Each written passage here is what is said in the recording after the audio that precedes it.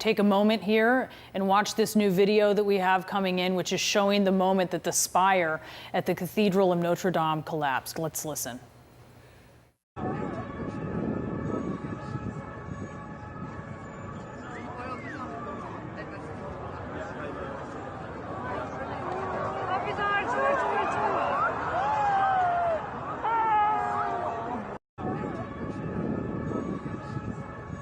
And you can hear Parisians there and tourists, no doubt, looking on with horror.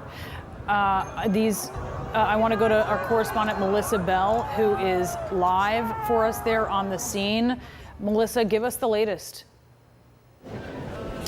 Well, here, just beyond Notre Dame, this is about as close as we can get at this stage, because progressively they've been pushing people further and further back. And as you can see, the crowds here are pretty big. And what the policemen and women and the fire services are saying, the emergency services are saying, is that it's just getting too dangerous to be any closer to the structure itself. And what we saw about 15 minutes ago, Brianna, were not just the soot that had been falling from the sky, but actually bits of cinder that were burning our hair, getting into people's eyes and hurting people, which is why they've been pushed back so much more. But clearly it is a sense of astonishment and bewilderment, shock and horror that has really brought these crowds out, Parisians and tourists alike, to watch the structure go up in flames. And as you can perhaps see, and this is really as close as we can get, this is as close as the cordon allows us to get. You can see perhaps, Brianna, that the water from the fire engine hoses is now reaching up towards the top of the structure. That was not the case a short while ago, but now getting up there to the top of those flames. And it's what we've been talking about earlier on, that fire is so high, the structure is so high, that was always going to be the difficulty as they sought to get these flames under control. Clearly a fire that broke out very violently and very quickly. We don't for the time being know why. We don't know what caused it. We don't know how much damage it's done inside, but just from watching the structure burn over the course of the last hour or so, Brianna, the damage we're thinking will be substantial. The roof appears to have burned entirely. We watched earlier and you could hear the crowds really shout out in horror as a spire went up in smoke and as part of the structure fell. So people here really living this fire as they watch it. This is an extraordinary structure, a very historic one that people come from all over the world to see up close, visiting both its outside, that very famous facade that you can see just behind me, but also its inside, which we're thinking at this stage, and there's been no confirmation of what damage has been caused, but will clearly have suffered a great deal of harm. And even as I speak, those fire engines have surrounded the structure. The water cannons are now being directed towards the very top of the roof and now reaching those flames, but still those flames continue to burn here in Paris, Brianna. And so are you seeing any different? We've seen, we from our vantage point, from one of the cameras, we were able to see that actually there were some firefighters who had gotten up considerably high on the sort of the outside of one of the walls, and they were pouring some water onto the fire, but it seemed like I would say a modest effort when you're looking at sort of what they could offer, at least from that position they were in, to how big the flames were. But we are seeing some white smoke. You were describing earlier, Melissa, you saw yellow smoke, you saw black smoke. We're now seeing, here we're seeing another in our live picture. I believe that is a water cannon coming from a ladder, I believe. And that seems to be making, well, it's hard to see the progress, but that's a considerable amount of water that's being poured on. We're seeing more white smoke. Are you seeing that? That's right. The smoke appears to be dampening down. It is clearly not as thick as it was even about 20 minutes ago. It is not as dark or as yellow either as it was in the very beginning. And also those flames which continue to consume that rooftop. You can see them perhaps from our shot here. They continue to burn that roof of Notre Dame. But clearly that water that is even now from those hoses making its way onto the fire is having some effect. And you can see it, as you say, Brianna, by the amount of smoke billowing out. It has changed colour and there isn't as much of it as there were. Also the cinders that were falling from the sky just a few moments ago onto our hair have now stopped falling. So some degree of control is being brought to this fire, but still this is likely to go on for some time. It was a very large fire at its height, and that entire rooftop of Notre Dame for a while was consumed by flames that went up as high as the two towers of that facade, that iconic facade. That's how high those flames were only about 20 minutes ago. So some progress is being made, but this was clearly a very violent fire that raged very suddenly and took over a very large part of Notre Dame Cathedral. So it will take some time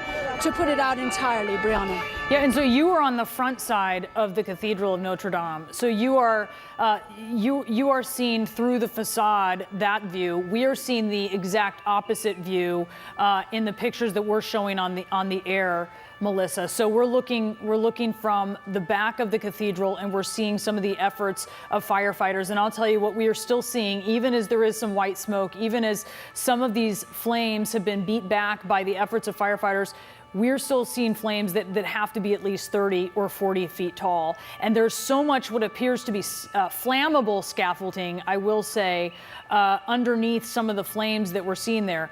As you're looking around, as these crowds around you have been pushed back, Melissa, and people are watching, and you've described them, they've had their hands to their mouth, they are aghast. Tell us what you've seen. What I've seen over the course of the last hour or so, and it's pretty chaotic here, as you can see. They are continually trying to push the cordon back, which has gotten so big because so many people are trying to watch, to get a view on what is happening. The policemen and women trying to push people back ever further to protect them from the flames and from the cinders.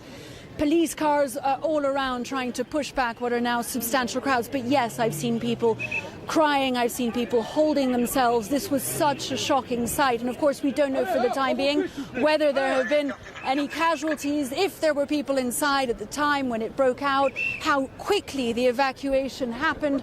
Of these facts, we know nothing for now, but perhaps you can see there from the shot that we now have at the very front of the cordon that the structure itself, so much of that roof has now vanished, with just bits of scaffolding remaining around the building. And those flames appear now to be slightly smaller than they were just a quarter of an hour or so ago. So some progress is being made.